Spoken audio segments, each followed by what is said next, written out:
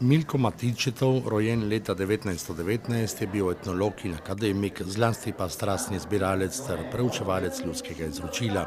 Umrl leta 2014 in za seboj pustil ogromno gradiva, veliko od katerega še neobjavljenega. Predstavljena knjiga vsebuje gradivo v terskem narečju in ga je Matičetov leta 1940 zbral v vaseh Ter, Breg, Podbardo in Fejplan kot študent na Univerzi v Padovi.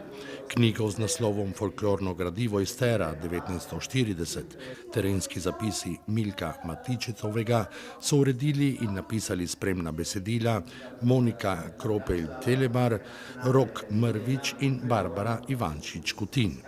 Silno smo veseli, da smo to knjigo pripravili. V zadnjih 3 letih smo se trudili za njo. Okoli 100-letnice Matičetovega 100. rojstnega dneva smo se odločili, da jo pripravimo, in takrat smo začeli zbirati iz arhiva in iz drugih virov te dokumente.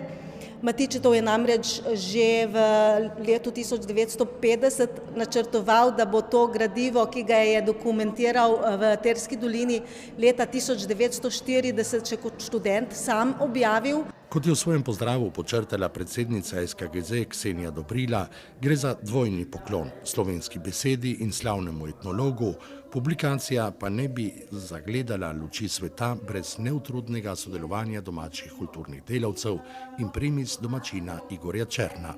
Nismo niti vedeli v resnici, da Milko Matičetov je prišel v našo dolino in je zbral ves ta material. Tako da, ko Barbara nam je povedala, da zdaj bodo dali to knjigo in da bi rabili pomoč prav zaradi nekaj besed, ki niso točno razumeli v narečju, za nas je to bilo veliko presenečenje. Knjigo je izdal Inštitut za slovensko narodopisje ZRC SAZU in je prava zanimivost, saj v njej lahko najdemo besedila tako v narečnem zapisu kot v knjižni slovenščini.